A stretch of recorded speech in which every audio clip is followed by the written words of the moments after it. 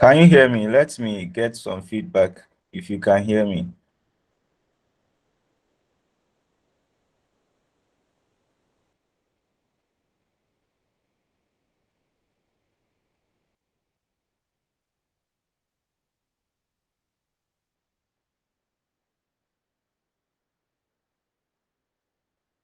Hello?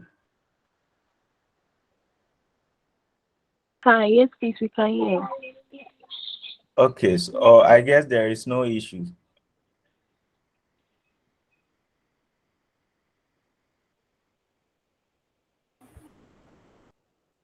Hello. Yeah, so I'm asking, are you guys encountering any challenges with regards to this whole process when it comes to joining the meetings, downloading the files, and all that?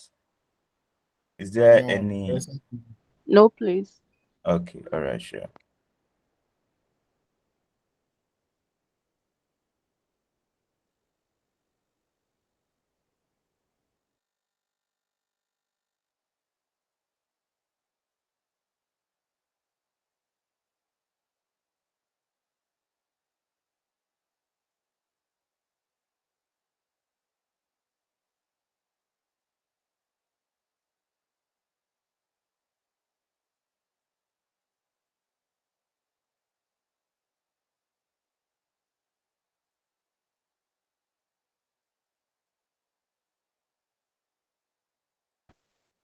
So as I said, those who are not using their full name, kindly do that. Kindly change the name you are using here. We've been taking attendance, and if you are using different names that are not in our records, that would mean that you are not present. So kindly try and then change the name for us. So I think a number of you have joined, and we'll be starting. Yeah, hello. Hello. Yeah, hello. I wanted to know the steps that you use to change the name because my Gmail name is the Achievers Football Club that you're seeing there. And I've Yeah, used so the Gmail to register for the Google this thing. So I can't do the name changing and it's still there. So I've tried and see if I can do it. so I can maybe do we it. So can. if you have any steps that you I think you should open your mail and go to your settings, then Yeah, so you can change it from your Gmail. your Gmail. Aside that, you can get me a new email, then I'll add that to the system so that you'll be joining the class from that new email. I hope that's fine. So what about the previous classes that I've joined using this name? So I'll take notice of that. Now, when you bring the new email, it will continue from there. So Please. what What's your about it? name? It will continue with the old one. Yes, yes. My name is Vincent. Very Nyazagulu. Okay, yeah. So Okay. I'll And when I take it. was submitting the assignment to, like, I have a question. When I was submitting my assignment, I didn't save the PDF file with my name. Yeah, So don't is that going that is to not be? a problem. Yeah, So far as you've submitted through the Google Classroom, it will take yeah, it notice was of it. submitted and it was marked, and I had the response back, as in All the right. feedback, as in after it was marked. Okay, sure. So right now, I should try to change it from the Gmail. It will change here. Change it from the Gmail first. Try from there. If you are Okay. not able to do You let it, me do that then one. I will do the manual. Okay. All right. Does it mean Okay. you want our actual name and not per se that the Gmail we used to register? I need Because to see your name in the class. okay, So if your name here is not what we have, we can't take notice of you. okay, please. Okay. Yeah. And attendance is not manual. It is the system that is recording. So if your name is different from what we have in our system, then it becomes a challenge. Okay. Um, Hello, Yeah, hello, Brisla. please, I heard someone saying that he got a feedback from the assignment he submitted. Okay, so But grading is still ongoing. So if you've not received your feedback, then probably you've not been graded yet. okay, thank you. You're welcome. Hello. Yeah, Edward, you can go Please, ahead. last week I joined the class and someone removed me. From then I couldn't join it again. That doesn't mean I won't be marked like the attendance. If only you join, then you are recorded. But then the system also record the number of minutes or hours that you stayed in the meeting. So sorry about that if you were removed, but I don't think any of the admins intentionally removed you. Sometimes when the system is a bit slow, you can go off. Okay, so sorry about that. But since you joined last week, you'll be recorded so far as you entered the meeting. Okay, thank you. All right, you're welcome.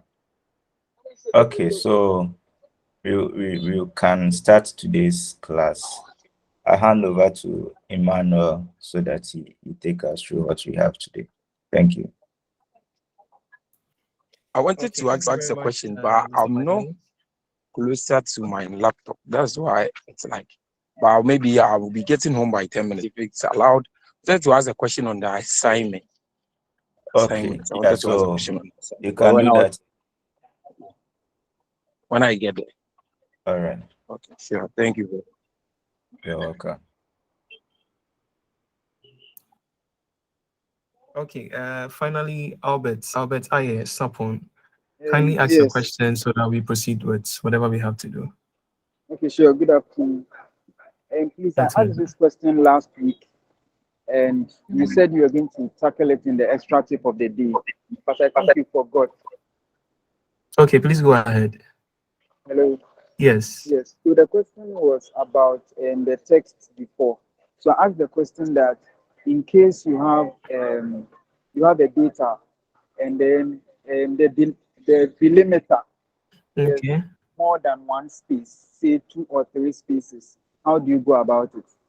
And Okay. then I think someone also asked where maybe you have a large set of data and the delimiters are different characters, say question mark, full stop, apostrophe, different. How do you go about that one too?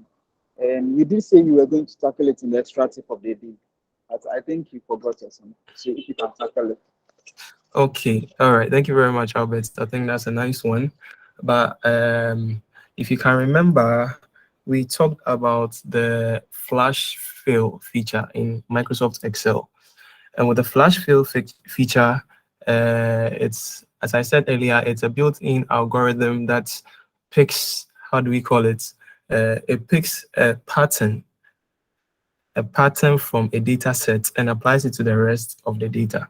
So assuming you have a data set, a minute, let me share last week's slide.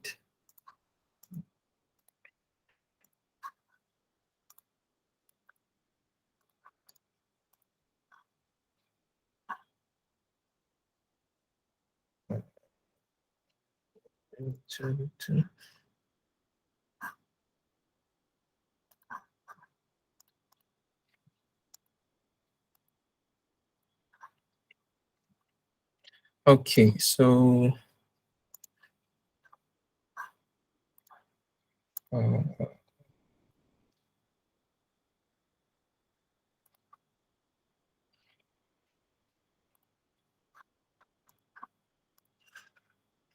okay, please confirm if you can see my screen. Yes. Okay, Yeah, we can see so your screen. assuming we have a data set like this, so your first question was, you want to, assuming the delimiters are more than one, right? So let's say here we have some Asante. So let's add something else. Let's say, let's add a 6. Let's bring a colon instead of a comma and bring male. And let's do same for Nathaniel. For Nathaniel, let's say we bring a comma, and then let's say male. Simon, we bring a comma, male. So let's just use this 3 for example. No, I think we need to add more. Benedicta, female. Stina, female.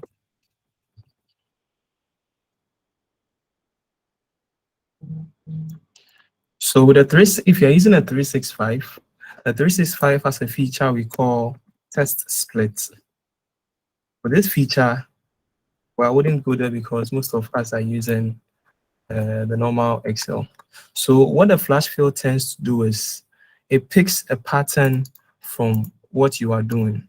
So for example, Samuel Asante male, you want to break this down into the first name, second name, and then the sex of the person in different cells. So what you can do is, first of all, you can start typing them manually. Samuel, then Asante, and male. You understand? Now, when you start typing them manually, then the next one, Nathaniel. Now, remember, when I did the first one and then I press Ctrl E,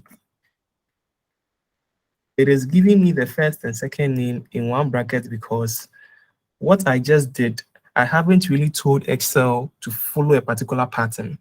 I have just done the first step. So I can continue and do, let's say, 2 or 3 additional rows to tell Excel that this is the pattern I want you to follow. So let's do the next one, Nathaniel. Surname is Beidu, and then male. Get it now. So you realize that when I press Ctrl E for flash fill, it has picked the first names of the names that the data we have here. So it has picked the first names and then has sorted it out for me. The same thing if I go here, it has picked the next name. That is the surname of the person and has filled it here for me. And when we go to the last one, it has picked the sex of the person and has populated it here for me. So that is the power of flash fill in Microsoft Excel. It picks a pattern from what you are doing and applies it to the rest of the data sets. So assuming we have, let's say, 1,000 sets of data, but one thing about this is that the kind of data you have should be consistent throughout. If it is the first name, second name, and then the sex of the person, it should be the same from the first cell to the last one. If you have first name, second name, and then the sex, and then the next line you have surname, sex, and then the first name, the data set is not consistent. So with that one, there is going to be a detailed cleaning you need to do. So first of all, the data set has to be consistent throughout for you to be able to use the flash fill feature, because the flash fill feature picks a pattern from what you are doing and applies it to the rest of the data set. Please, are you okay now?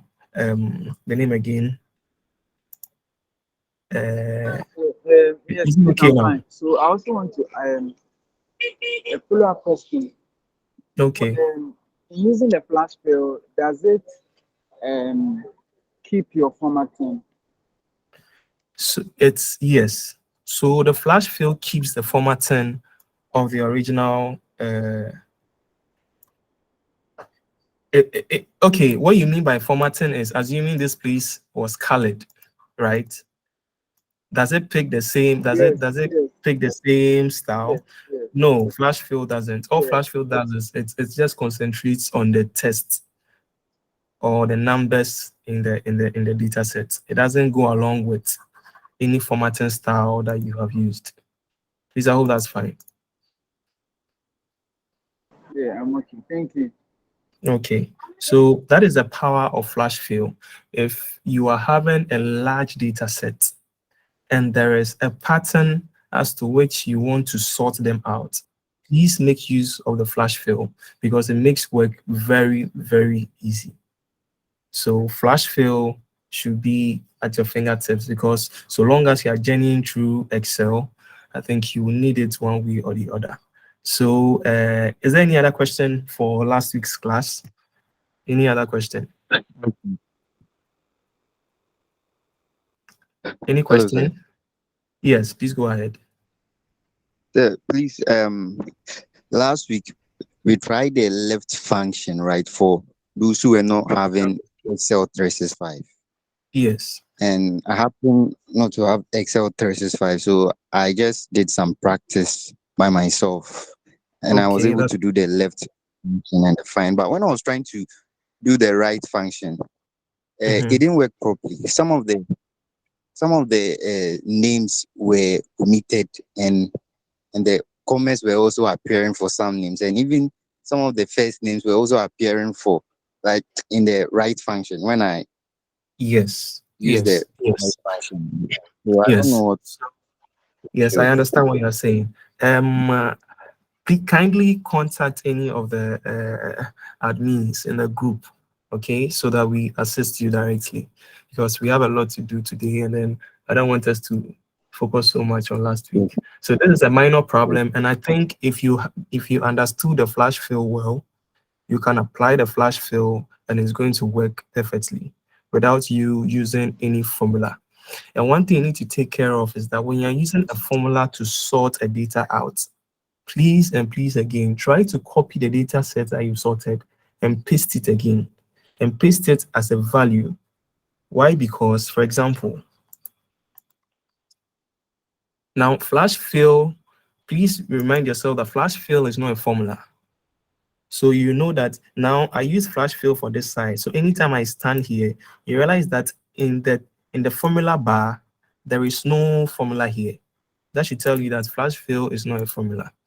But assuming I used, let's see,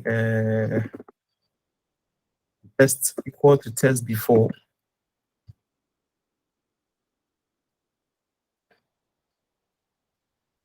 and limiter here, let's say it's comma, and then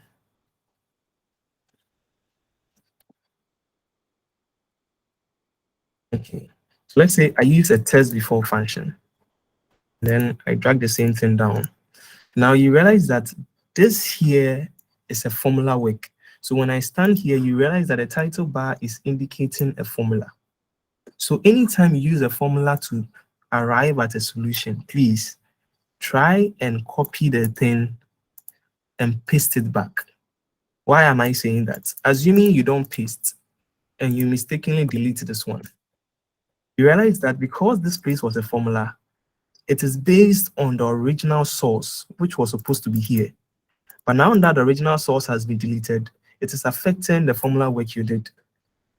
Please, I hope you understand. So anytime you use a formula to arrive at a solution, copy the cell, copy the entire range, and then paste it again. And when you're pasting this time, paste it as values.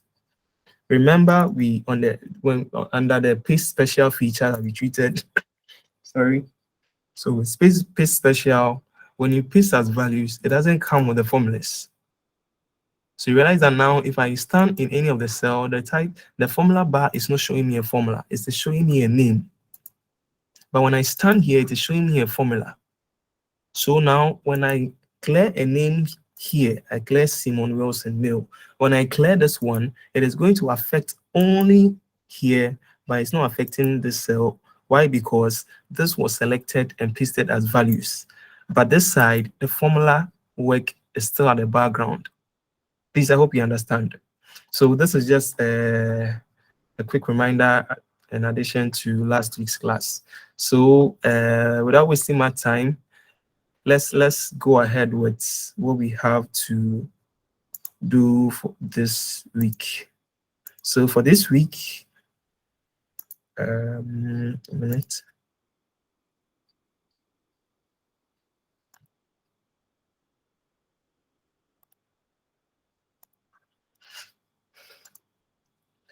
Please, I hope you can see my screen. Yes, Anyone? I see your screen. Okay, fantastic. So today we are going to talk about Microsoft Excel tables. Microsoft Excel tables. So our topic for today is getting started with Microsoft Excel tables. Now, before we start, There was no assignments last week. I realized people were anxiously waiting for assignments so that they can exhibit their skills when it comes to the data cleaning part. But I saw the data cleaning to be so easy. And then knowing you people from the first test we did, I think you are too smart for that. So the assignment is going to come here. You're going to get an assignment here for this week. And it is going to have a bit of what we went through last week and what we are going to do this week. So it is going to be a pile of different classes we had. So please be ready for the assignment this week. It will be uploaded latest by the close of tomorrow, Sunday. So please let's be aware of that. So our topic once again is getting started with Microsoft Excel tables. And then what we are going to be talking about, what is a table in Microsoft Excel? Is it a normal table and chair we've been sitting on in the house, or is something extra? We'll talk about that. And then we'll talk about the importance of Microsoft Excel table to an Excel user. Statistics has shown that most of the people using Excel don't use Excel tables at all, and they try as much as possible to avoid it. Why? Because it is a little bit confusing, but we will look at that, and then I think at the end of this session, you realize that it is very important to use tables in Microsoft Excel. And then we are going to have a practice data on the Microsoft table and its features. So we are going to look a little bit into details what tables in Microsoft Excel is, and then how to maneuver around it. Now, the extra tip for today, we are going to look at what we call logic functions. Logic functions. It's something extra we will add in case there is an extra time left, which I'm hoping there will be. So without wasting my time, let's go through our notes for today. So what is a table in Microsoft Excel? Sorry, what is a table in Microsoft Excel? A Microsoft Excel table is also known as tabular data. Tabular data. There are ways to organize and manage your data sets in a spreadsheet. So tables typically have set of columns and rows, as you know.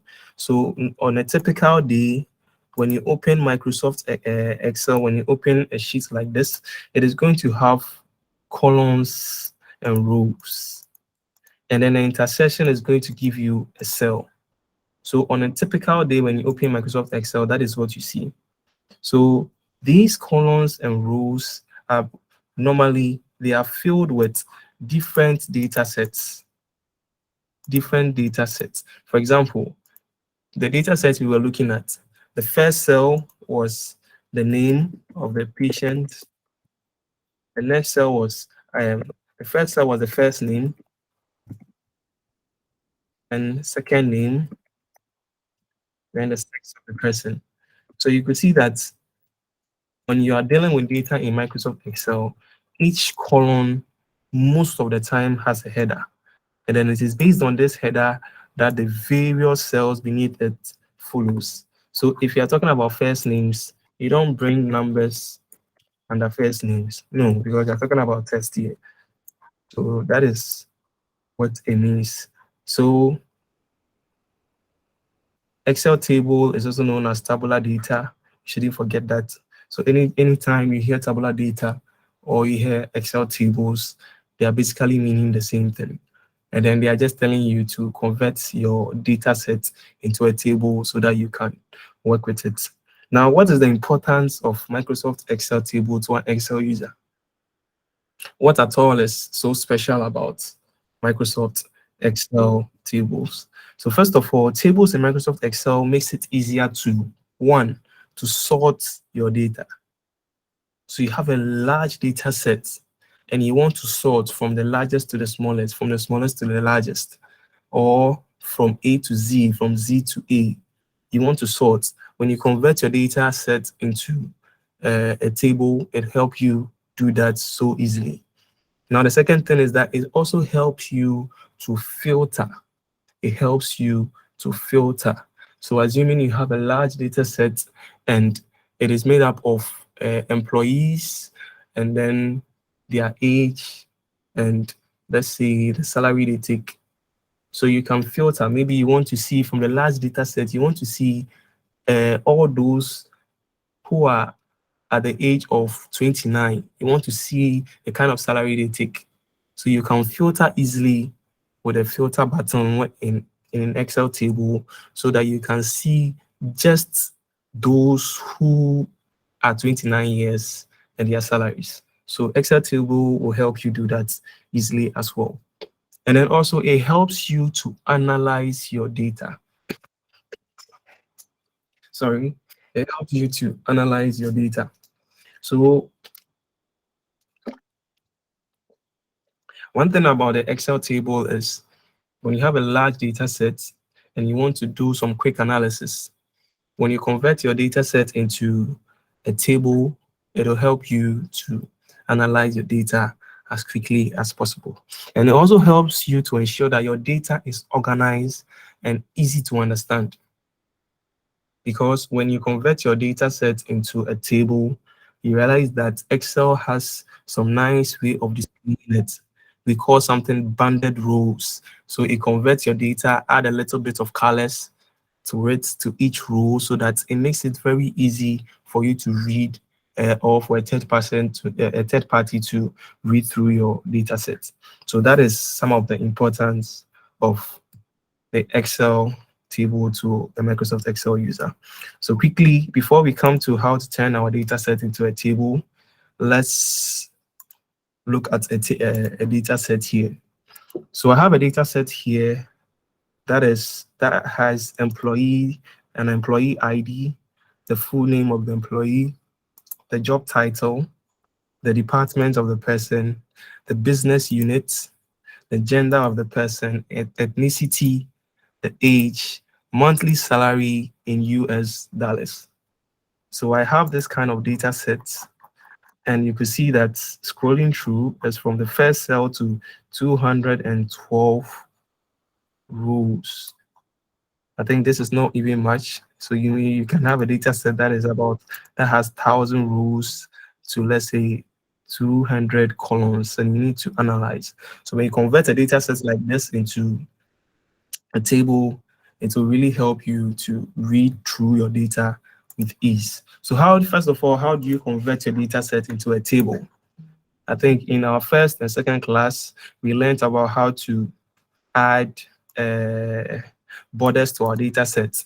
So if you want to analyze this data without converting to a table, you can quickly select and then add borders and then all borders. I think I don't need to do that because you guys showed me in the assignment that you've mastered that very well. So to convert this into a table, our note says how to turn Excel into a data, how to turn Excel data into a table. Sorry. So first of all, you first select the cells that you want to include in the data in a table. So this is our data set, and we want to include all the data we have here into our table. So assuming there are, let me cut this one. And let me just select and then. So assuming I just want to use from this side going upwards in my data set, I don't want to include this one. What I can do is I can select from this side to the first row. Please, I hope you are following. Okay. So Yes, please. okay, so if I want to use just this set of data, you make sure that the data set you want to use is being selected. So let's add them back and then select the data sets. So the quick way of doing this is Ctrl Shift, use the arrow keys to manipulate and then get them selected. So that was the first step. And then the next step is click the Insert tab on the Excel ribbon. So we have our Insert tab here. And then the next point is telling us click on the Table button. So there is a Table button here. So we click on it. Now you realize that a Create Table dialog box just pops up. Now, what is this table trying to tell us? Where is the data for your table? It is asking you which data set do you want to use for the table. And then remember, we already selected it. So it's giving us A1 to I212. So that is the data set we want to convert into a table. And then the next one is my table has headers. You realize that this has been checked. You can as well uncheck it. The reason why it is checked is that our data set we have here has headers. And we want Excel to acknowledge that this kind of data set we have here has headers. So it should respect that. If our data set has no header, we can go ahead and uncheck it so that Excel acknowledges the fact that the data we are trying to manipulate or work on has no header. So in our situation, there is header, which is the employee ID, full name, job title, and the rest. So we check my table has header, and then we click on OK. Now, the first thing you see is that Excel has beautifully organized the data sets that you had. It has brought what we call banded rows into the data set. So that confirms the fact that it helps you to do what? It helps ensure that your data is organized and easy to understand. So when you send this data set to someone, immediately it becomes very easy for the person to read through the various rows and the various columns. Why? Because there is what we call the banded rows. Please, I hope you understand. So this is the first step, or this is what you do when you want to turn your data set into a table. Now, the other way, or what I will do, is that we can use the shortcut way of doing it. So first of all, just make sure there are no empty cells in your data set. Let me quickly delete this. So make sure there are no empty cells in your data set.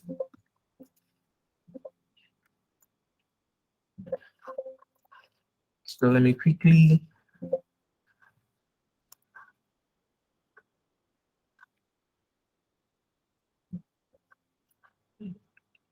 okay. So let's use this data set for our next example. It is telling us that if there are no empty cells in your data set, what it means by that is that if the data set you have, there are no empty cells, assuming here female has been taken out, engineering has been taken out, it is telling you that there are some empty cells here. So in a situation where the data set you have has no empty cell, like in this situation, all you need to do is, first of all, click on any cell in the data set or stand in any cell in the data set. So let's stand here. And then what does the next step say? Use the keyboard shortcut Ctrl T, Control Table, Ctrl T. So we stand in the data set and then we press Ctrl T. Immediately, you will see that Excel has highlighted the range of data sets it has. Why? Because it realized there were no empty cells in the data. If there were empty cells, it will find it difficult to highlight the entire data. So Excel, in its own wisdom, has highlighted the data set we want to use. Now remember, this data set we have here has no headers. It has no headers. So you realize Excel, in its own wisdom, didn't check my table has header. It didn't check it because there is no header here. And when I click on OK, Excel will automatically bring out its own headers. It will give you headers for your data sets. So the headers are column 1, column 2, column 3, column 4, column 5, column 6, that in that order. Please, I hope you understand. So that is how to convert your data into a table. First of all, you can just select the data set you want to convert into a table and then go to insert Under insert, you see the table icon, you click on it. A dialog box will appear asking you for the data range you want to convert it to a table and whether your table has a header or not.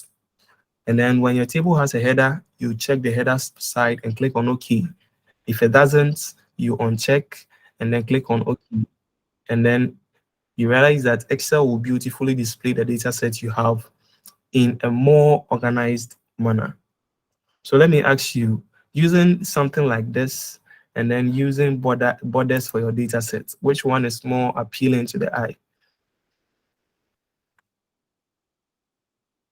Are we there? This one. Okay. Yeah, So this one. yes. So this is just the first step or what you can do to convert your data set into a table. So now our data set has been converted into a table. What is so exceptional about this this table that everyone is talking about? So you realize that when I stand anywhere outside the data sets, our ribbons are the normal ribbons. We have the file, home, insert, page layout. Sorry, page layout, formulas, data, review, view, and then the help. But when I stand anywhere inside the data set that I converted into a table, it brings out an additional ribbon called table design. So this feature will help you to apply any design you want to do or any extra thing you want to do to the data set. So when you click on table design, first of all, what you can see is table styles. Table styles. What is table styles? So you realize that the bounded rows that have been applied to the data when you convert it into a table has more features. You can as well change the colors here into a color you want. So assuming you're working with a company and their colors are blue and white. So you can quickly go through the blue and white to check for anyone that you think is more appealing, and then you select it. Something that matches with the company or the firm you're working with. Or you are doing your own business and then you have particular colors for your business.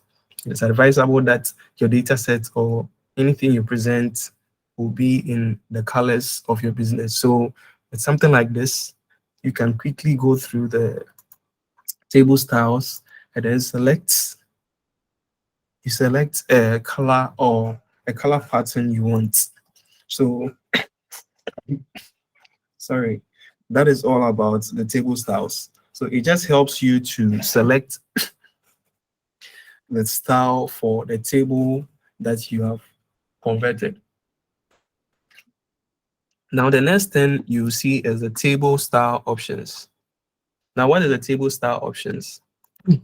This funnel-like or drop-down arrow is what we call the filter button.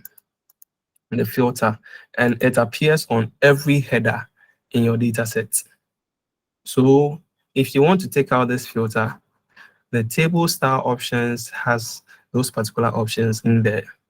So when you click on filter, when you uncheck the filter button, it automatically takes out the filter, and then your data set looks just like this. If you want to take out the banded rows, remember I told you the banded rows are the different colors that comes with the data when you convert your data set into a table. So this just helps you to read through your data easily, because you know that when you come from cell A2 to A3, there are different colors, so you can quickly maneuver around it. But when you take out bounded rows, that means you are taking out the color differences between the various rows. Okay, so let's bring back our filter button as well. So now let's talk about total row. Now, on a normal, if you want to find, let's say, the total salary, we'll just come down here and then input our formula here. But when you convert your data set into a Hello, table, Ima. yes, hello, Please, I could see someone hands up. fantastic. Please flow with your question. FAS. Please follow with your question, please.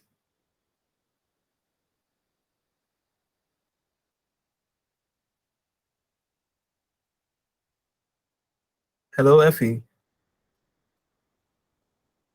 Hello, I sir. think, yeah. Yes, please go ahead with your question. Please, I wanted to know if after applying the table to the data, you could also apply borders, or it's either you use borders or you use tables. You can't use both at the same time. Okay, so let's do a quick visualization on that. So please, can you still see my screen? Yes, please. Okay, so let's use this additional data, and then let's quickly select, then convert, and then let's use the shortcut key Alt H B A to bring border lines to everything that we did. And then now from here, let's convert our data set into a table. So we stand anywhere in the data set, Ctrl T, and then our table has no header, so we uncheck, then we click on OK. Now what do you see? The lines or the border lines that you used are still showing.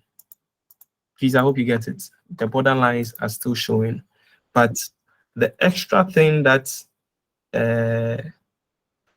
Excel table will give you is that it makes the border lines literally like useless, because it organizes the data with some form of clarity to the extent that the border lines are not needed.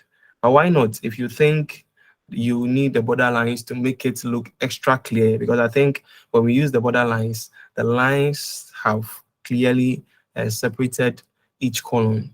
So if you want to use the border lines for your data sets before applying the table, I think it's a fantastic idea. You can still go ahead. I hope that's fine. Hello, Effie. Yes, please, sir. Please, it's fine. Okay, fantastic. Is there any other question? Yeah, Or okay. we can. Okay, Charles. Charles, please go Hello, ahead with sir. your question. Yes. Sir, please, I want to know if you want to introduce the table and you don't want to use the short keys to do it. Is there any other way to do that? If you want to introduce the table and you don't want to use the shortcut keys, Yes. is that what please. you're saying? Okay. So I demonstrated that. I think probably you weren't online. So we have this data set. We want to convert this data set into a table. So what we can do is, first of all, if the data set has no empty cells in it, you can just go ahead, insert, and then this table icon here, you realize when I hovered around it, it is telling me table into bracket Ctrl T. Oh, okay. Create a table, you understand. So when you click on this, it brings out the dialog box, which asks you the data set you want to convert into a table, sorry. So you specify the data set. If you realize Excel has selected the data set for you and it's fine with you, just make sure if your table has headers, you check. If it doesn't have headers, you uncheck, and then you click on OK, and then it beautifully displays it in a table for you. Please, I hope that's fine. Yes, please. Thank you, sir. You're welcome. Please, is there any other question at this point? Yes, Vincent, please go ahead.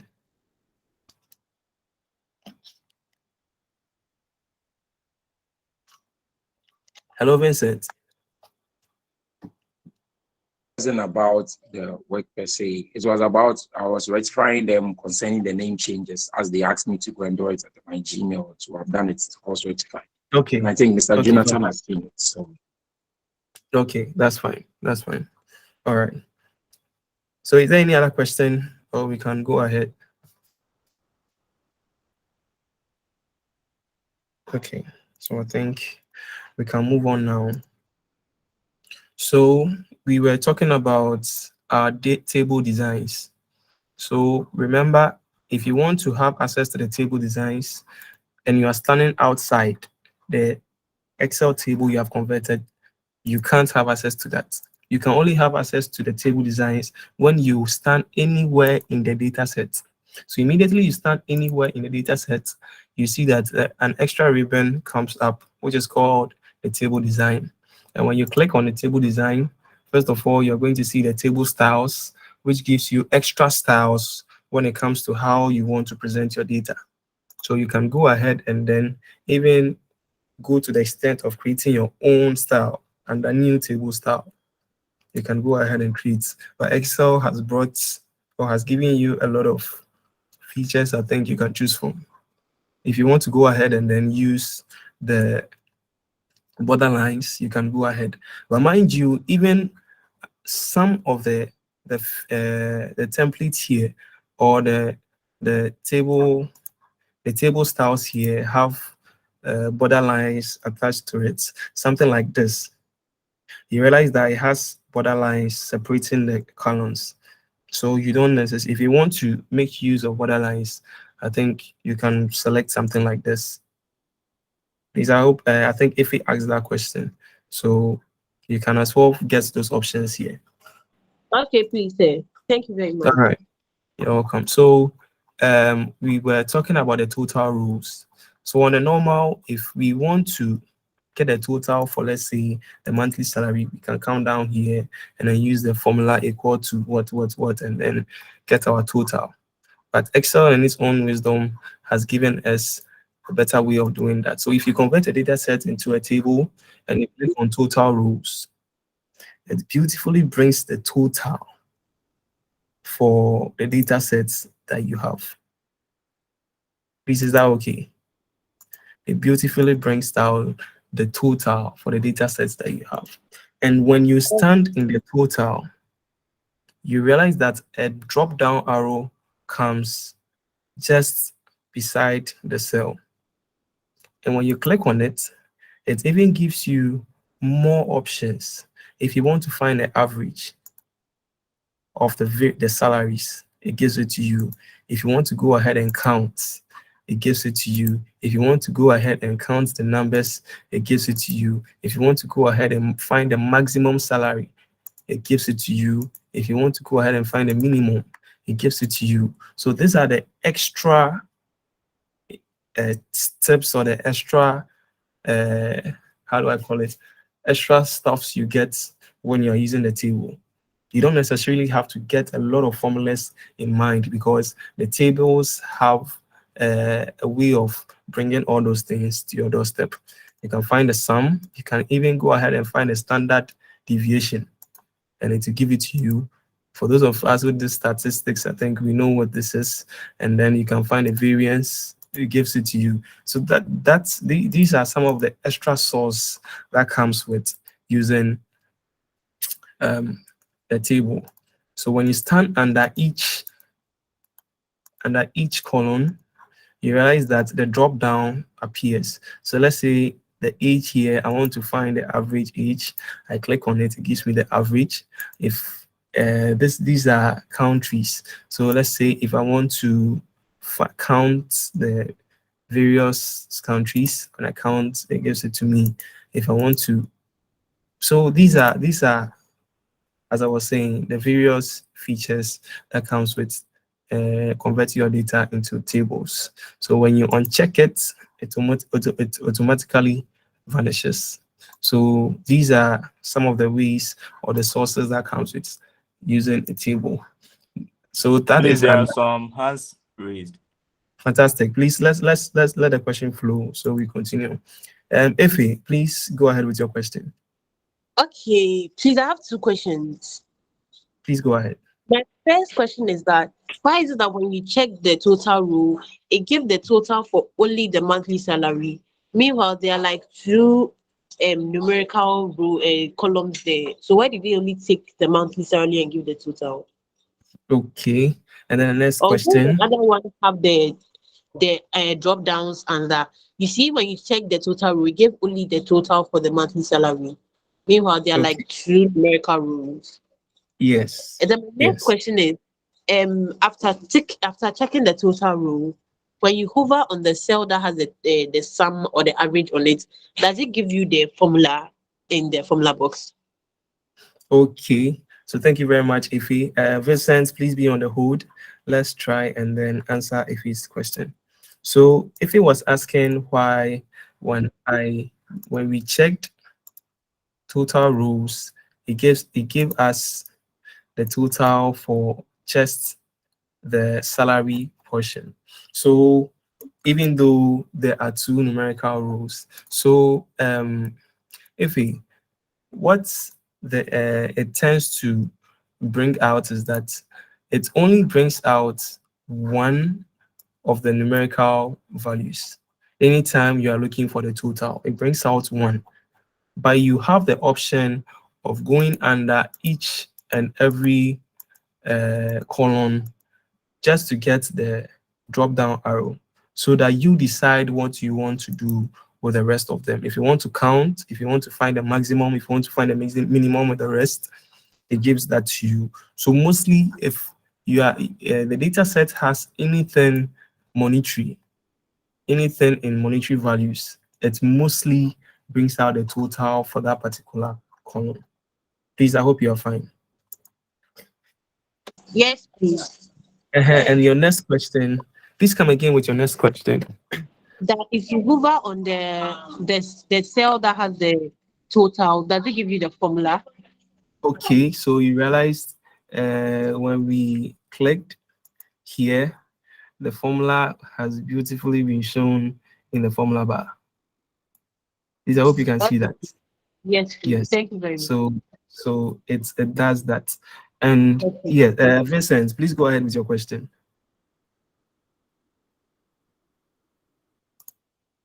Hello, Vincent.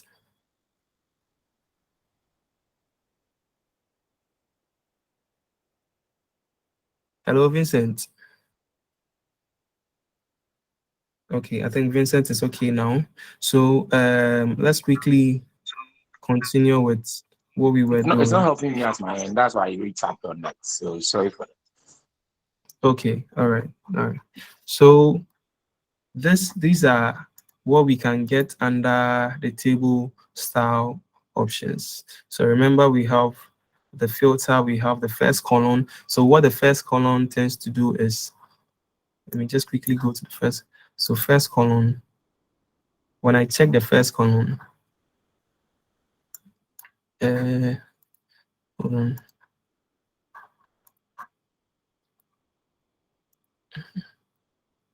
So when I check the first column, you realize that the first column we have here has been bolded. So it is laying emphasis on the first column. The same way, if I click on last column, it has bolded the last column. Banded columns, it has brought out some banding on the various columns, just for you to be able to move from one column to the other, knowing that they are moving from cell A, column A to column B. So that those are what the banded columns are for. Banded rows, it brings out differences in colors for the various rows, so that when you're moving from cell A2 to A3, you know, you are moving from a blue color, a slightly blue color, to a white background and back to a blue color. So it makes reading through the data becomes very easy. And then the header row, when we click on it, it quickly takes it off. Please note that it doesn't delete it. It just hides it for the time being. So when you click on it, it brings it back. We talked about the total rows, and then we talked about the banded rows. So those are some of the style options when it comes to you using the data. Now, external table data, sorry. So you can export the data and then you can refresh. We will talk more about this. And then slices. I think we will talk about this in our next session. So it just helps you to, you know, filter with ease. It's an advanced way of you filtering your data sets. And then we come to tools. Now you can convert your data back into a range. So with a data set like this, this is a data set in a range. So assuming you have a data, you've converted the data into a table, and then you want to convert it back into a range, this is the feature you use. Now you have a data set, and then there are a lot of duplicates. I think we've talked about how to remove duplicates in your data sets. But when you convert into a table, you don't really have to be struggling with a lot of formulas, as I told you. It comes along in a handy format. You can quickly maneuver around it using some of the tools they've given to you. So if you want to remove duplicates from your data set, this is here for you. With just a click, it does that for you. Summarize with pivot tables. We'll talk about pivot tables as well. And then now, the final thing we want to talk about is the table name. The table name. So what is the table name? So I have a data set like this. I can name the data in the table in a particular way that anytime I am in a different sheet, I can call the table and then the table will come out.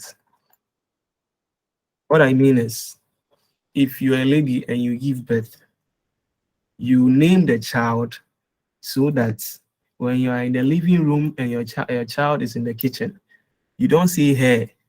You call the child by the name and the child will come. So Abna will come from the kitchen to the living room. The same way you can do with your table. So you can name your table.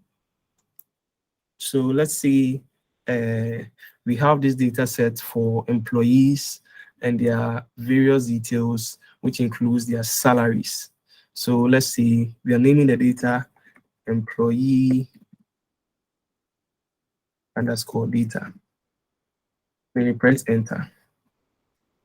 Please note, when you are naming your data or you are naming your table, there shouldn't be anything like a space between the table, between the names when you're spelling it. So example, employee, and I bring space data, and I press enter. You realize that it's giving me an error, a syntax, telling me that there shouldn't be any space between them. So if you want to bring a space, it is better for you to use an underscore in place of the space. Then I bring enter. So now this data name is employee. This table is now called employee data. So anywhere I stand in the data, you realize that the table name is still showing me employee data. So now I have named my data set. So when I stand here and I see employee data, you realize that the data or the table has appeared. So I can call it, I can call the data and then it is supposed to come. In other words, I can call Abna and Abna will come from the kitchen. Please, I hope you understand. So naming your data helps you to call your data when you're writing big formulas. So when you're writing big formulas, and then let's say you want to just bring out the salaries. So you can bring employee data, and you realize that it has highlighted the entire data set. And when I take it off, it has stopped. So anytime I say employee data, it has highlighted the entire data range. And then I can go ahead and call. Now, when I bring employee data and I bring my open brackets, this symbol, when I just bring out this this symbol, it brings out the various columns under the data sets. So you realize employee ID is here. For those of you can see, let me zoom in. Let me try zooming in a little bit. I think the zoom in option is gone. So please try and then see. So you see that employee ID is here, full name is here, job title is here, department, business unit, gender, ethnicity, age, monthly salary. So these are the various columns we are having here. So if I want to call out monthly salary, I can quickly, I can quickly select it, monthly salary, close my bracket, and you realize the monthly salary has been highlighted. And when I press enter, it is going to populate only the monthly salary for the data set. I know this is confusing. Any question at this point? Any question? Hello. Yes, please go ahead. Yeah, Mr. Entry, please, can you just do what you did just now? Okay, so you want me to Same thing, and Vincent, you were saying something. if you can zoom, if like you redo what you did as in calling the monthly salary for us to do, Yes, so that we can yes. use that steps that you use for calling anytime you want to call in something in our work. Okay. Okay, that's fine. That's fine. So let's quickly do that again. Let's go back and then let's start this afresh. So when I click under when I click anywhere in my table sets and I click the table design. Now remember we changed the name of the table into employee data. Employee data. I think there are other ways you can go ahead and then change the name of your data sets. I think other ones is you go under formula and then a name manager. When you go under name manager, you realize we have employee data here. So if you want to edit it, you want to change the name, you can click on edit, change the name and click on OK. So those are ways of you trying to name your data set. So when I click in my data set, it is giving me the name employee data. That should tell you that the name of the data set I have here is employee data. First, initially it was giving me table 1, but I specified that the data set should be called employee data. So now, for the example I give, if you're a lady and then you give birth, it is appropriate for you to name the child so that when the child is, let's say, outside and you are inside the house, you can call the child by the child's name. So Amma, and then Amma will respond and then come. The same way you have named your Excel table as employee data. So anywhere you are in the Excel sheet, you can be in the next sheet, the next one, the next one, the next one, and even add more. So long as you are in this Excel sheet, or let's say so long as you are in a particular area, East Legon, everyone in East Legon knows that this child is called Amma. So when they see the child around, they don't call the child her. They call the child by the child's name. Amma, come, and then the child will come. The same way when you are anywhere in this Excel sheet, so long as you haven't closed this sheet and then used another sheet, so long as you are in this particular sheet, you can go ahead and then call employee data. So first of all, you have to bring your equal to sign. And then when you start typing employee, you realize that Excel brings employee data out. Now, mind you, this, I think I need to zoom in this a little bit. Okay, equal to employee data. Now you realize that Excel in its own wisdom has brought something in the form of a table attached to the name. So this is telling us that this is not an Excel formula, but it is something we entered into Excel. So it's telling us that this is a table that we named ourselves. So you realize that it's in the form of the icon attached to the name is in the form of a table. So we can use the tab key to select that. So now that we have named employee, we have brought, now that we have employee data, when I press enter, it brings out all the data sets and the employee data. It brings out all the data sets and the employee data. Please, I hope you understand. So if I go ahead and then, let's say I take something out. Let's say I want to take marketing out, or let's say this particular employee code. When I take it out, it won't work. It will still continue. It will come back because the data set I'm having is based on a source, and then the source is sitting somewhere else. But if I change anything here, it is going to affect the data set we have here. So what did we change? We changed E30 and then gender. So let's locate E30 and then let's go to the gender for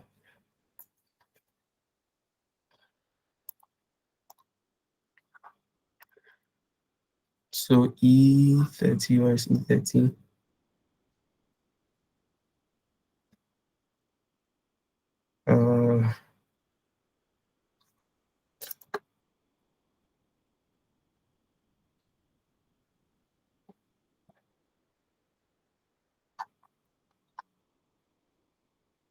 So you realize that E30, because I changed the source data, I cleared the sex from the source data, which is here. It is showing me 0 here. Why? Because the source data has been affected. Please, I hope you understand. So anytime you change anything from the source data, it is going to affect the data set you called. That is how this works. So when I'm changing anything here, it's not going to affect the source data in any way.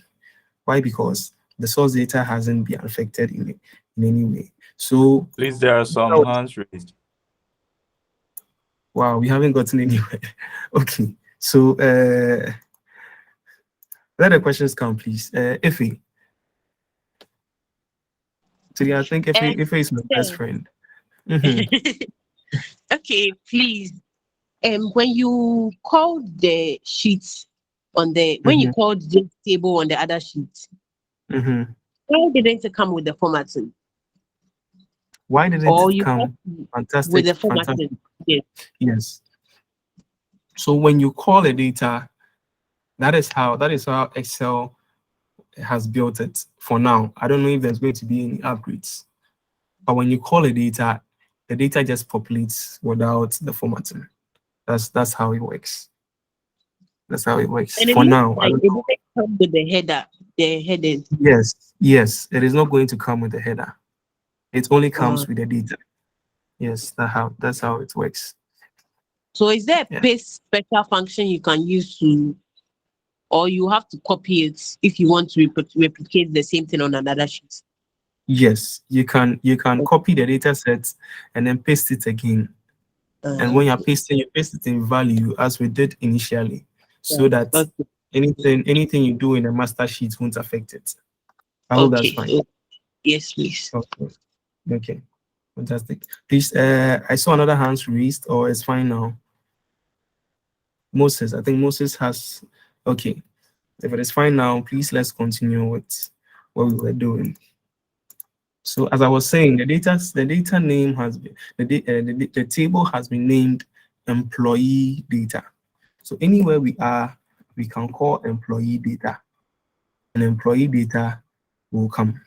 So I can use the tab key to select, and then you realize that the entire data set, excluding the headers, has been selected. Excluding the headers.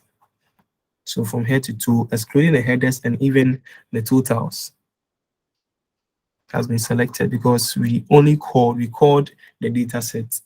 So when I tap enter or press on enter, it is going to populate the data set that we called. The same way, if I want to bring out a particular column in a data set, I can go ahead and then bring employee data. Now, what exactly or which column under employee data do I want to bring out? So I think someone needs to help me with the name of this symbol.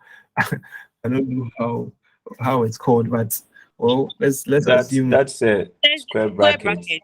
Square brackets. Hey, fantastic. Thank you. So you use the square brackets. So when you open the square brackets, immediately the various names for the various columns in your table will populate. So you realize that we have employee ID here, and we have employee ID here.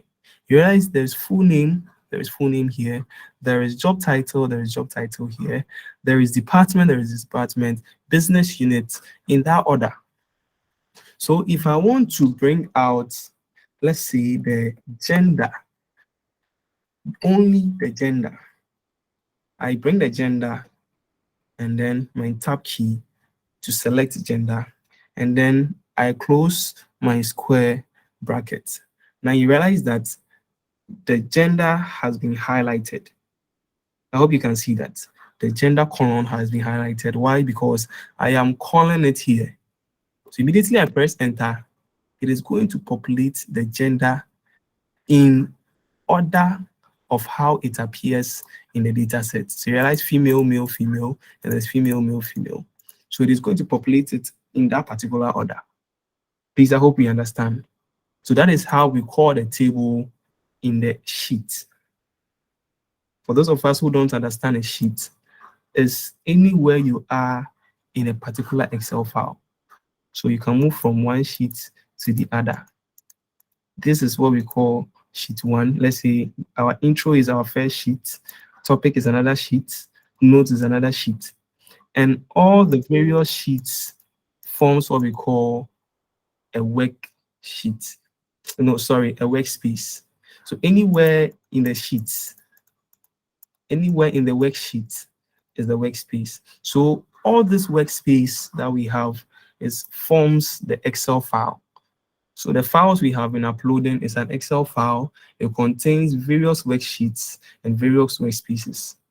Please, I hope you understand. So long as you are in that particular Excel file, whether you are in the 100th sheet, here, this is the 10th sheet, whether you're in the 100th sheet and you call the name employee data, it is going to respond.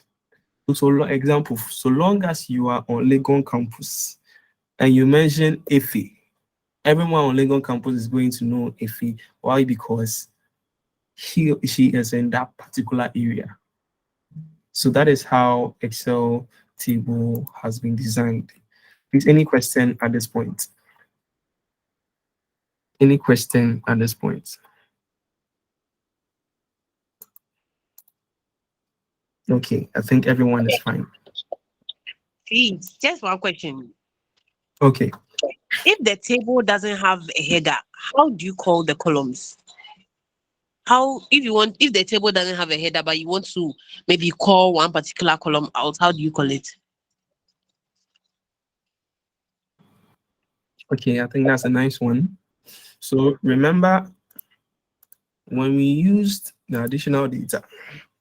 So let's quickly convert this into a data and let's work with it. A table and let's work with Because it. I would like to also know if the table doesn't have a header, as she said, but the column will be called by the cell name and the cell row. If I want to know if possible. Yes. So the column will be called by this the column name. Sorry.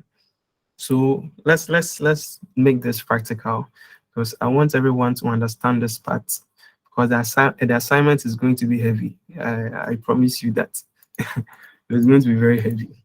So Hey, we have beg this. you. We want assignment, but not That's heavy. why I beg you. I beg you. It is just for you guys to abreast yourself with the data, how to maneuver around data. It's very, very important. So sorry, let's convert this data set into let's convert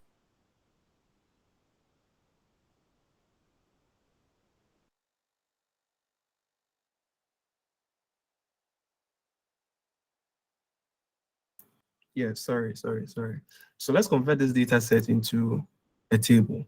So someone quickly guide me through how to do that. Anyone? Habiba Isa, are you around? Habiba. Okay, I think I don't have any friends here, so I'll do it myself. So I quickly stand in the data sets and then press my Ctrl T. Now Excel highlights the borders of the data set that I want to convert it to a data. And then I click on, because my data set has no header, I click on OK. And Excel in its own wisdom brings out, or it gives me column headers in the form of column 1, column 2, column 3, column 4, column 5. So let's quickly name this data BGS, best grid service data. Enter. So when I want to, let's say we want to bring out the column 9, let's quickly do this. So BGS, and immediately I start typing BG. Let me zoom in a little bit. Immediately I start typing BGS, brings me the name, and then it comes along with a table-like icon attached to it. That should tell me that I am calling out a table. And I use the tab key to select it, and immediately the table set the table set has also been highlighted. And then what do I want to bring out under the BGS data? I open my square bracket. Now, instead of initially, because we had table headers, it was giving us the name of the headers.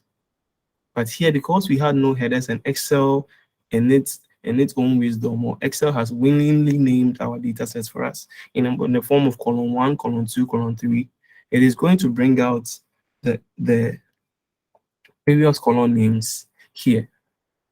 So because we know that the last column is for salaries, and then we want to populate or bring out the salaries, we quickly go to column 9, use our tab key, and then close our square brackets and hit enter. So Excel will beautifully bring the data set out. I hope that is fine. Yes, please. Thank you very much. You're welcome. So any other question at this point? Any other question? Okay, Letitia, please, let's hear you. If I want to ask if it works for the normal Excel. Yes, please. It does work for the normal Excel. So whether you are using Excel 1987 or the 365 feature, you still have access to using tables in Excel. Okay. I hope that's fine. I'm not talking about the table, so I'm asking about the calling out the tables. Yes, yes, please. It does work in Excel. Yes, please. Moses, let's hear you. Yeah, please. When you called out the data, it seems to have left out the dollar sign. Is that usual thing or something? Okay, so because the data set we called out has the dollar sign appearing throughout. You understand? Because the dollar sign appears throughout the data, it just brings out one telling you that the data set the data set that continues in that order, they all under the dollar sign. So that is how it works. Okay, thank you. You're welcome. Any other question? Any other question? Okay, so let's go ahead and then look at the various features as well. So another great feature that comes with you having, let me quickly take this back.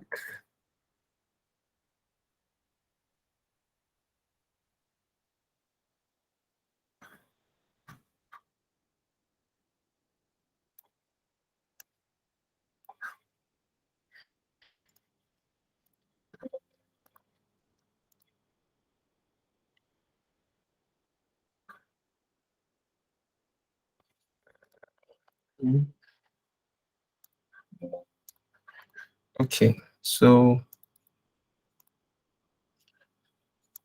another great feature that this table in Excel has is that it is ever expanding.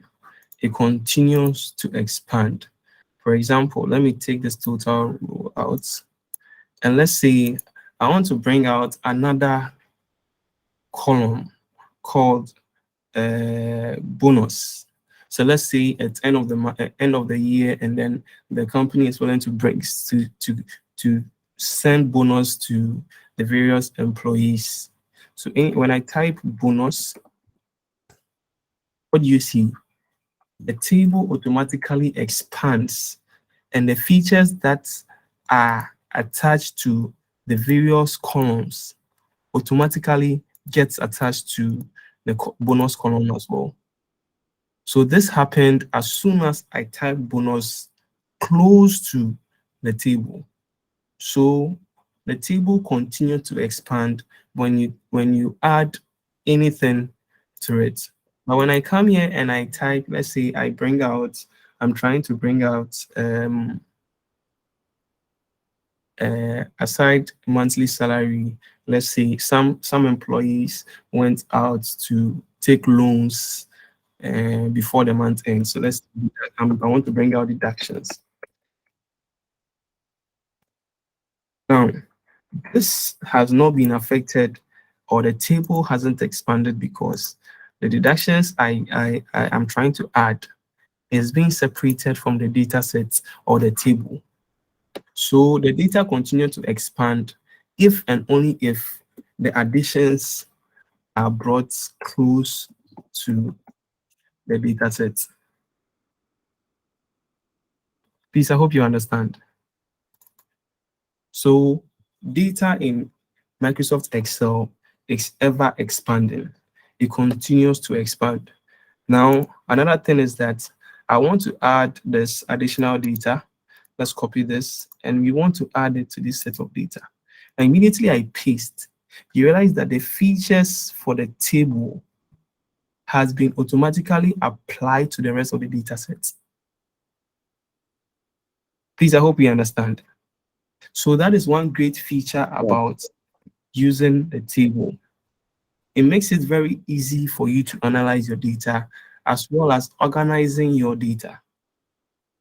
So now, instead of we going ahead to use the format painter to copy the format and come and apply it to the rest of the data, here in Excel tables, it automatically applies the formatting if and only if the data set you are applying is being attached to the table and there is no space between it.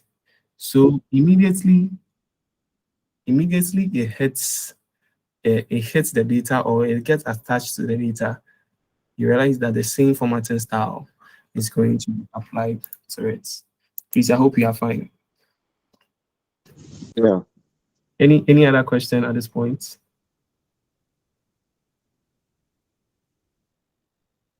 Mr. Emmanuel. Yes, please. Yes. So my question is concerning the table name.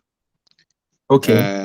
So I was trying what you said there. So I have a data here, just 17 names, countries, and agent.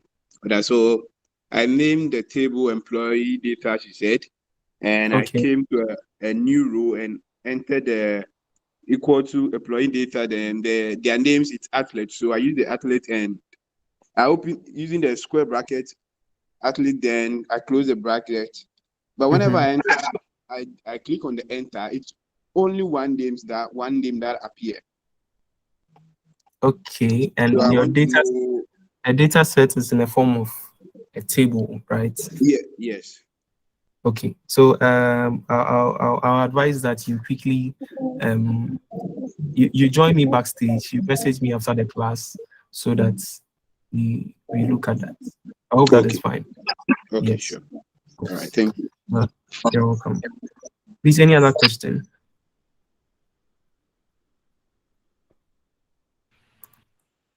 Hello, sir. Hello, sir. Yes, please. Please, sir, I want to know how I can get the document you're using for today's class. Okay, so the documents will be uploaded on the Google Classroom portal. For last week, there was a little bit of challenge as to uploading the documents because my laptop was literally, it wasn't with me for the past weeks. That is why last week's slides haven't been uploaded. But I think Macmills has helped me with that, so you will get it.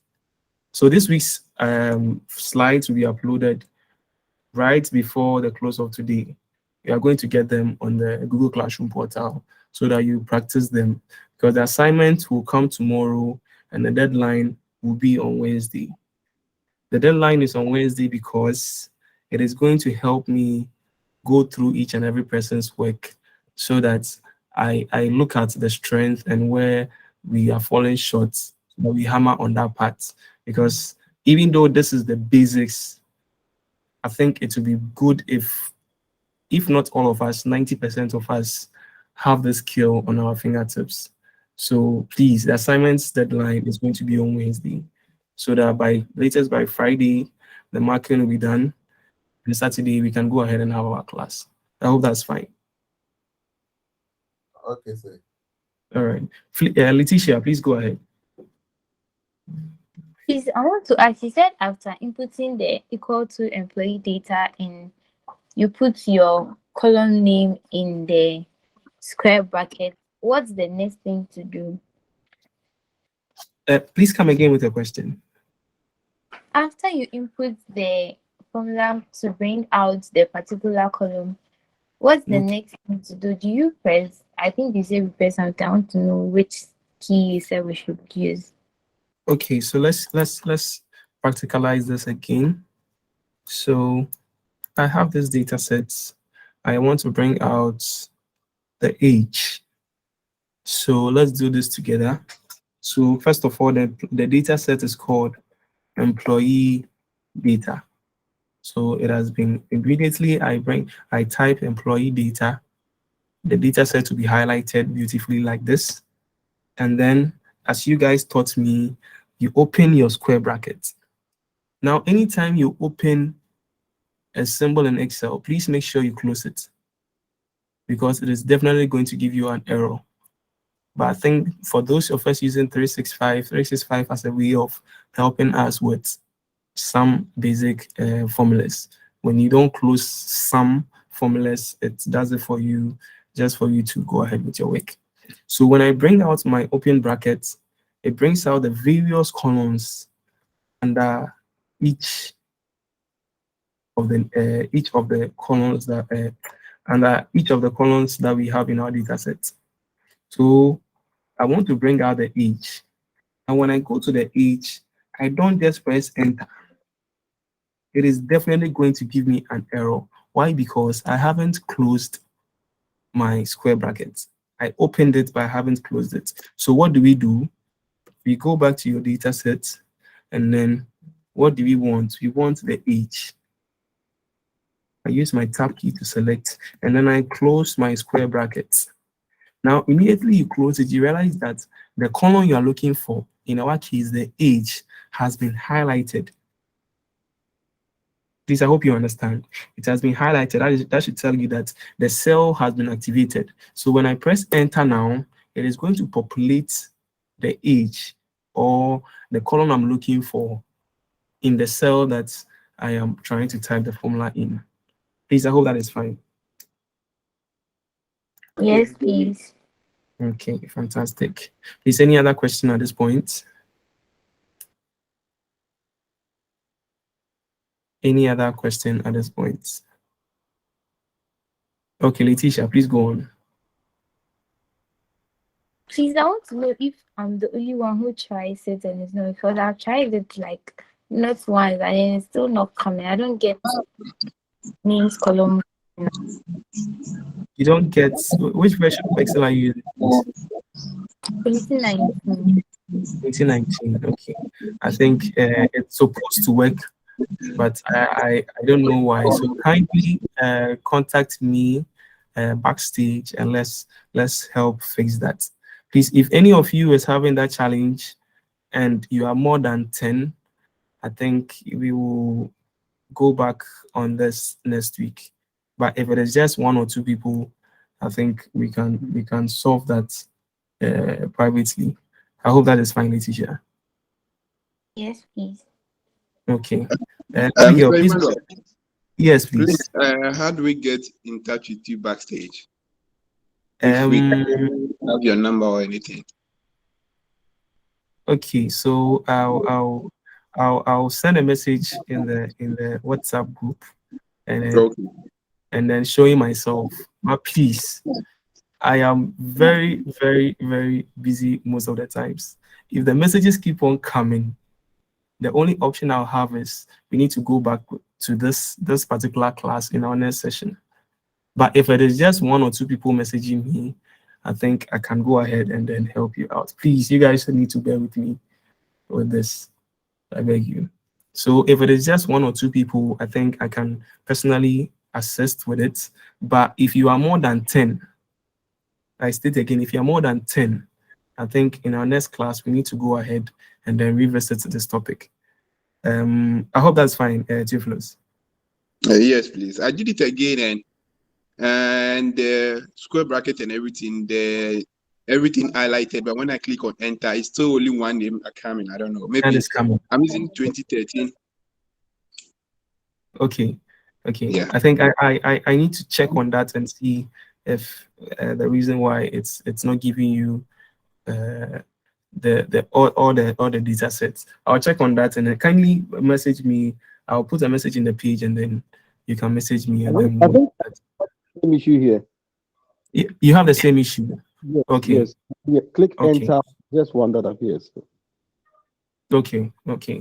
And then you make sure that your data set is already in a table format. Yes, it is. Okay. So we'll check on that. Okay. Abigail is saying she's facing the same issue. Okay. So I'll personally check on that. Yes, Charles. Please, it looks as if the majority of the students are having the document. I don't have it. Like, I will try it and see. Okay. So let's do it this way. I'll send the documents before the close of today, and then when you receive the documents, please try and. Hello, Vincent. You were saying something. Okay, so I'll send the document, and then please try it on the document I am sending. If you are still facing the same problem, the next 20 minutes of our next class, we are going to revisit that. So when we upload the document and you're facing a problem, even whilst working with my data set, please just leave a comment in the Google Classroom. Leave a comment there that this is what you are facing. And then the next 20 minutes of our next class, we will talk about it. Please, I hope that is fine. Yes, please. Okay. All right. That's fine. So let's try and then work on the assignment as well. Yes, it's for now. Upon discussion with the team has decided to lay low on the first assignments we did. They decided to make it just like a welcome address to you guys.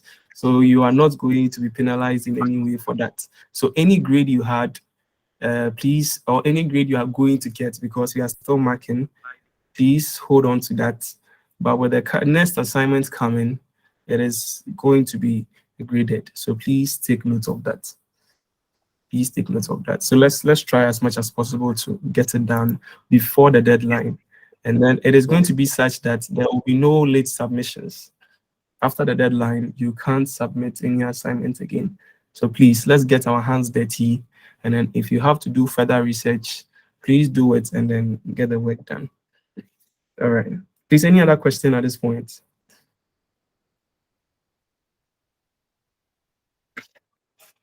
Any other question?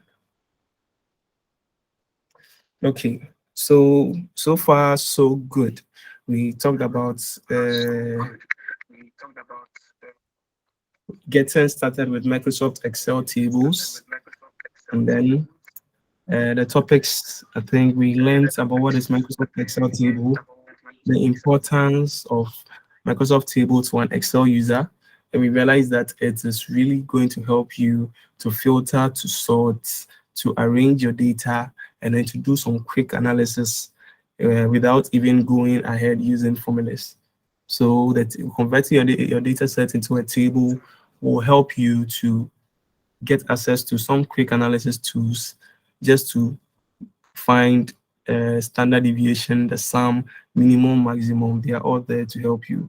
And then we had some practice data that we use to go through the various features when it comes to the table designs. Now, the extra tip for today is on logic functions. Logic functions. I think because of our time,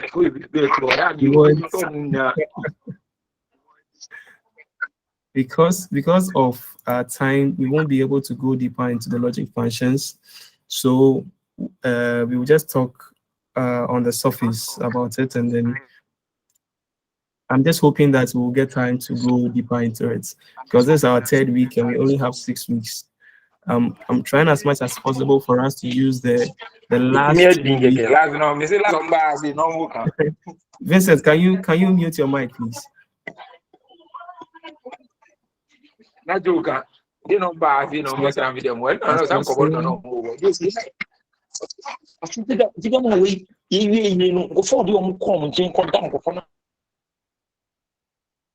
Okay, sorry for that. So as I was saying, we are trying as much as possible to use the last 2 weeks to work on a project that will help us to go through everything that we have learned.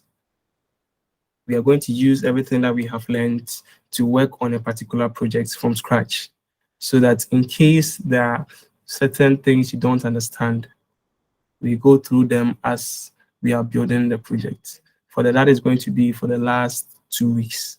If not, we will continue to use the last 2 weeks to learn new things. So the ball is still in your court, and it is going to be based on the assignment. If I realize you guys are okay with the various what we've learned so far based on the assignment, I think it would be best we go ahead to learn new things. If not, I realize that most of us are still dwindling it down the belt. I think we need to work on a project that will help us to be abreast with most of the things and learn how to apply it in real life. Because it looks like we are just doing a lot of practice on it, but you don't know how to apply it to real life situations. So we'll look at that as well. So let's just delve into a little bit into the logic functions. Sorry.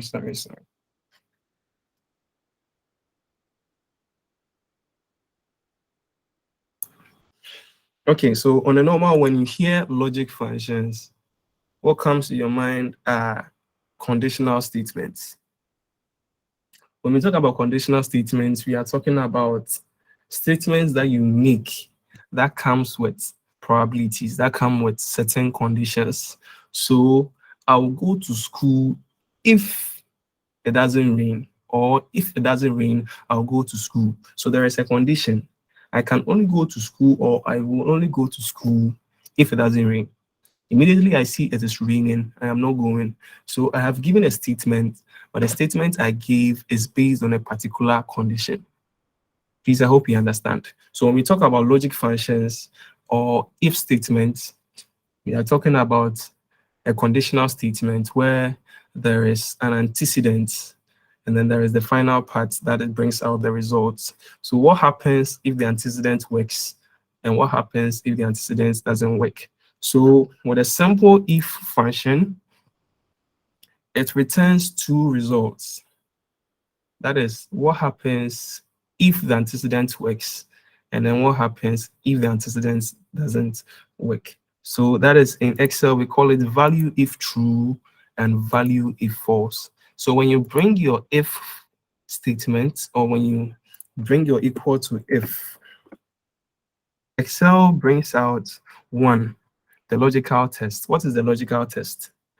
The logical test is that I will go to school. And then I'll go to school if it doesn't rain. And what is the value if true?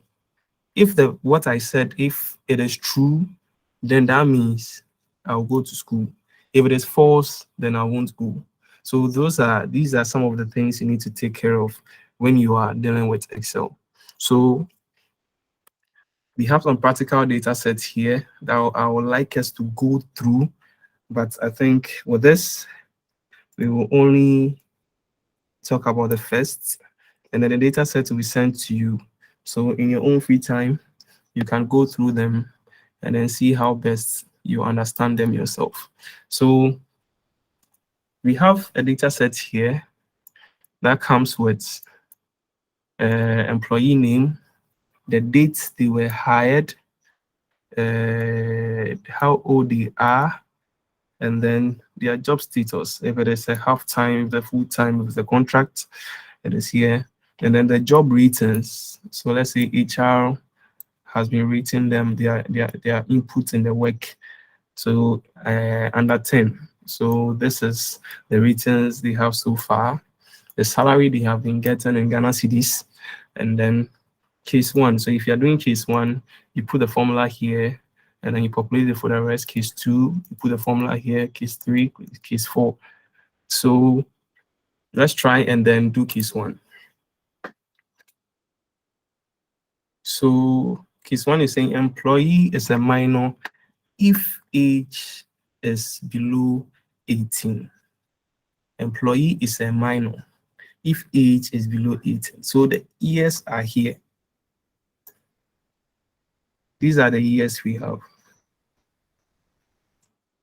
And then it's telling us that we should put a formula here that will show that whether the person is a minor in the workplace or is older. Let's put it this way. So our two statements, value if true should be minor. The value if false is older. Let's put it this way. So our formula is going to be if the age. Please, I hope you're listening. So the logical test here is we want to test the age.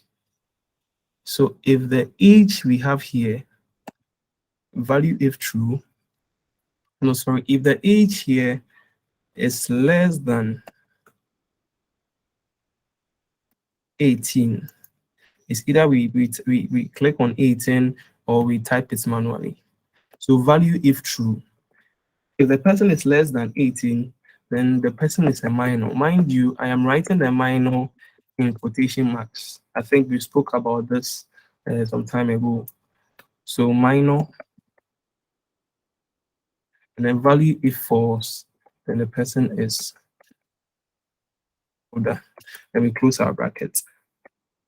And when I press enter, and then I apply it here, you realize that this person is, why is this?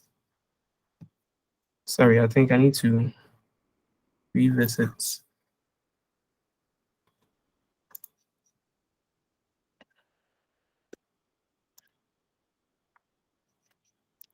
Okay, so you realize that E33, I am talking about this particular cell. So if the age here is less than 18, that is, I used this particular cell, that is D37. So if the age is less than 18, now you realize that there is a dollar sign behind the D, and there is a dollar sign behind the 37. I know there'll be a lot of questions here, so we'll go over again. So there is a dollar sign behind the D, there is a dollar sign behind the 37, and then there is a comma. Value if true. If the person is truly less than 18, then the person is a minor. If the person is older, if the person's age is greater than 18, then the person is older. And when I press enter and then I drag the formula, it is going to give me the various status. So you realize that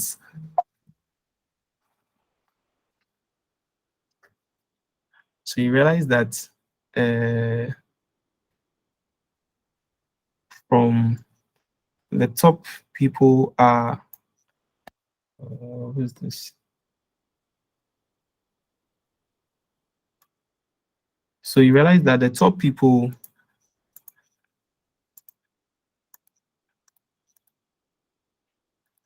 so anyone who is less than 18, this person is not less than 18, the person is 18 itself. So anyone who is 18 or above is older, and anyone who is less than 18 is a minor. So this person is 17, so the person is a minor. This person is 16, so the person is a minor. This person is 17, the person is a minor. So that is how the if formula works. Any question? Any question?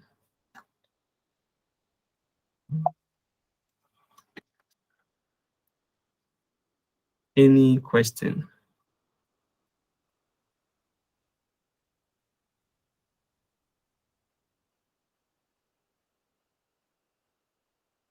Okay, wow. Mr. Emmanuel. Yes, So please.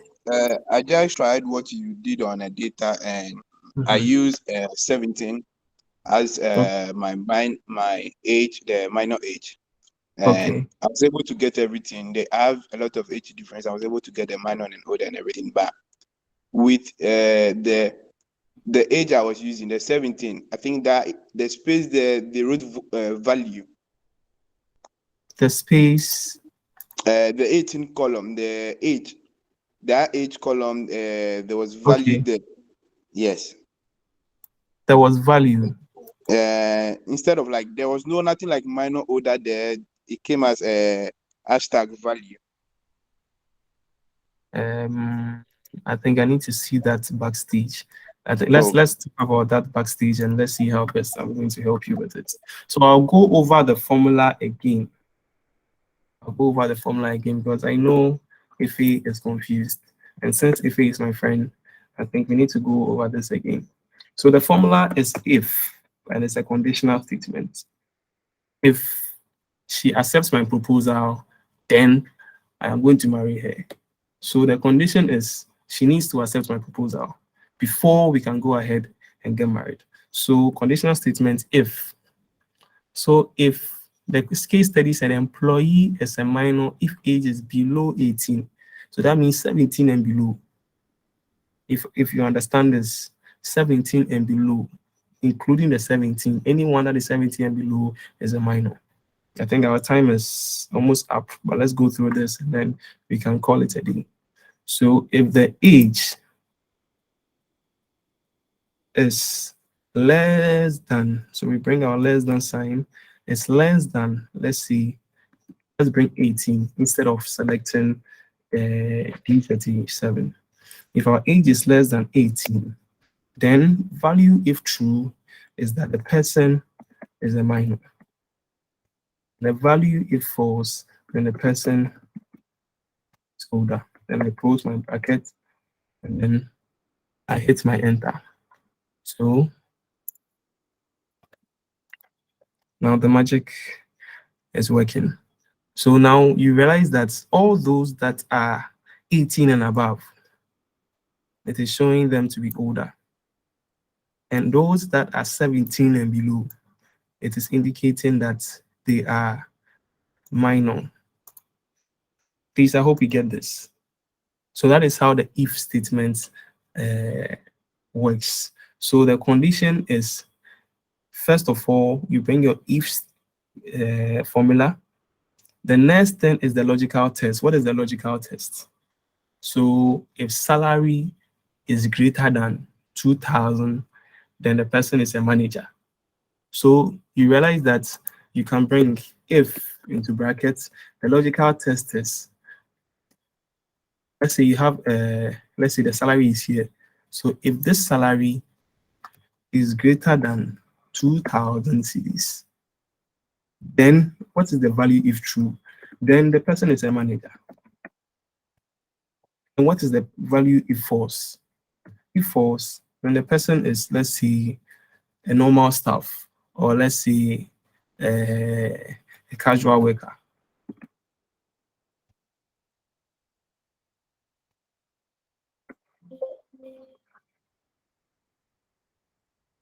Find a type on your formula. Like if Jenny is the manager. Okay. The quotation. Okay, I think where the quotation, I didn't use an open quotation for. So you realize that this particular person is more than 2,000.